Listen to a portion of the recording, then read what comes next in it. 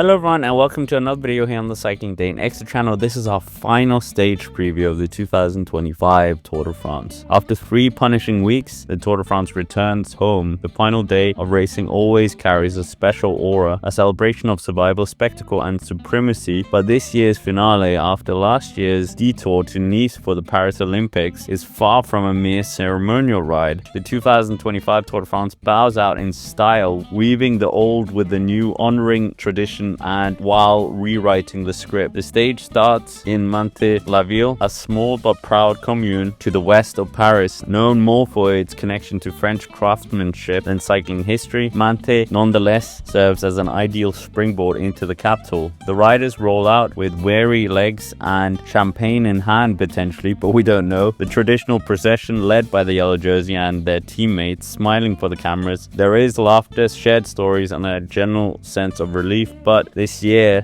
this could be short-lived. The peloton doesn't get much of a breather before being forced into action. The route features 2 early categorized climbs, quickly reintroduces some intensity, 1.7 kilometer drag at 7% that sharpens the legs and reminds everyone that the race isn't done just yet. Not long after comes the Cours de Garde, short but steep at 700 meters, averaging nearly 10%. These hills are unrelenting by Tour standards, and together they disrupt the usual rhythm of a lazy final stage. After roughly 50 kilometers, the Tour enters the City of Light. The riders cross into Paris, where the mood shifts once again. Crowds line the barriers, the Eiffel Tower stands tall in the distance, and the Arc de Triomphe marks the symbolic crown of the Tour. The Champs-Élysées comes into view, that timeless stretch of cobbles flanked by trees and bustling boulevards. The race hits the famous finishing circuit, the 6.8 kilometer long lap that has crowned champions, carved the legacies of the world's fastest sprinters, and for the next 3 laps it's business as usual. The pace notches up, the peloton compresses the stretches, and the sprinters begin to position themselves. Would have been what would have happened, but when the pattern begins to settle, the race breaks from tradition. This year, for the first time in history, the final stage veers north towards the Bohemian heights of Montmartre. It is here the organizers have added a brand new twist. The Cours de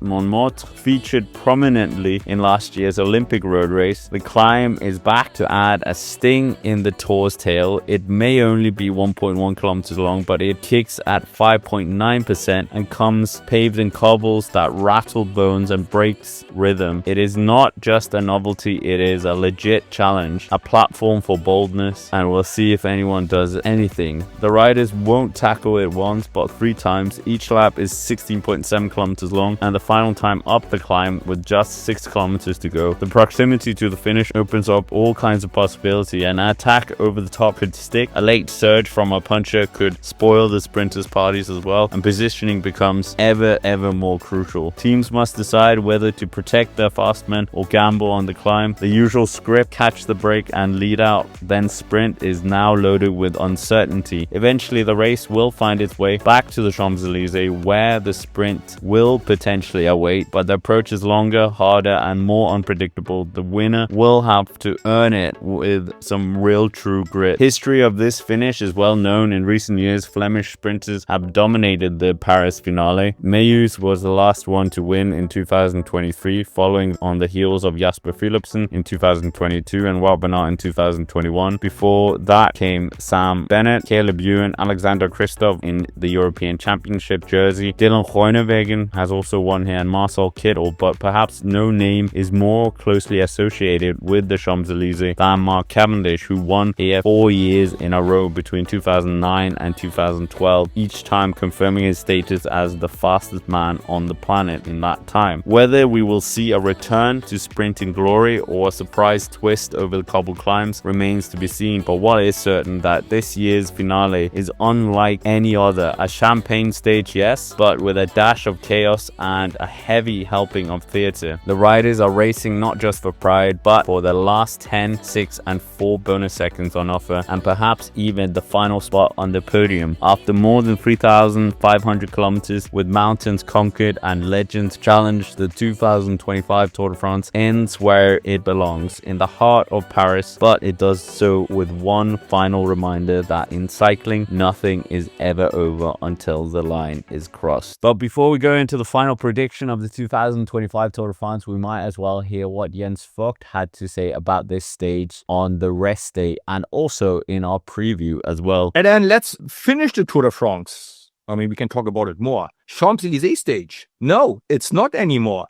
They changed it. And I mean, in my humble opinion, it's a mistake. There's no need to do it like that. They can go up that wonderful climb to Sacré-Cœur or Montmartre. Let's start out of Paris, go easy into Paris, drive through the Louvre like always, go up at a relatively neutral speed at Montmartre, go down and then Champs-Élysées, bang, and race the Champs-Élysées. So now when you want to go through that Louvre, but everybody knows 5 kilometers down the road, we gotta go up Montmartre. The road is that small. They're gonna race with 60 kilometers an hour through the Louvre. There's cobblestones, there's like little driveways and footpaths. How the hell do you want to organize that? So I don't think it's necessary. The tour is hard enough. You don't need to add more drama on the last day.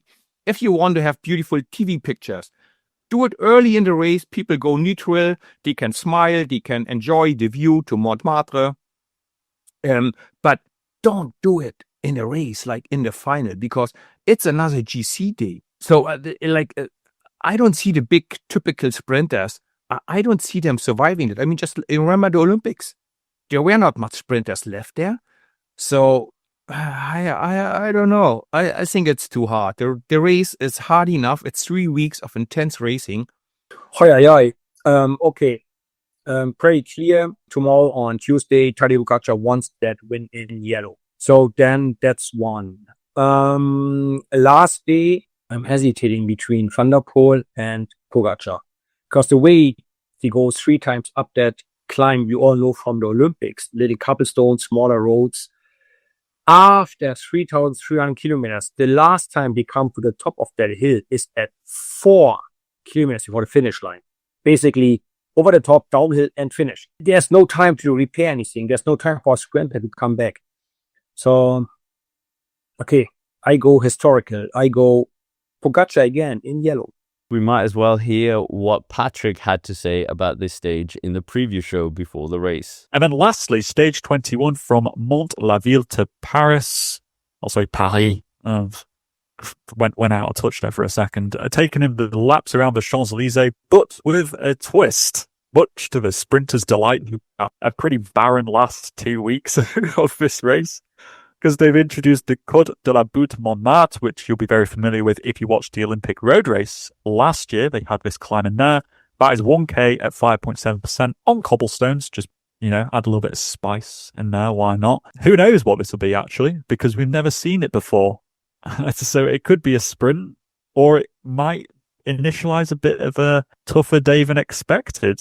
And who knows whether the GC fight might still be up for grabs. You might see an aggressive Pogacar if he's not in the lead of a race by this point. In terms of predictions, I would have gone for Mathieu van der Poel. We know I'm such a big fan of the Flying Dutchman, but he is no longer in the race. We could have seen an epic battle with Mathieu van der Poel in green and Tadej Pogacar in yellow battling on Montmartre. That would have been an iconic moment for the Tour, similar to that with Bradley Wiggins leading out the world champion Mark Cavendish in 2012. But we were robbed that after he left the race. You could see someone like Wout van Aert trying something as well. Wout van Aert was very present in the Olympic road race, but this stage I don't think it will be a sprinters fest. I think Tadej Pogacar might just be involved. When have we ever seen the yellow jersey / world champion win on the final stage in the Tour de France? I think that would be a very iconic moment, and for sure he's going to try something. It's the final stage, so why not? Equally, I mean, punchers, there's plenty of them. Imagine Julien Philippe doing something on this stage as well. That would be a very big favorite for the French. So yeah, it's a hard one to call, but it's also who has the freshest legs. I don't think it's going to be a sprinters day. I think it's going to be a punchers / a GC day. So we'll wait and see. But anyways, with that, that's basically it for this video. Make sure to hit the like button, subscribe to the channel if you haven't already, and why not check out when I tried to ride this circuit as well on a city bike. But until next time, thank you very much for watching, and we will see you in the next one.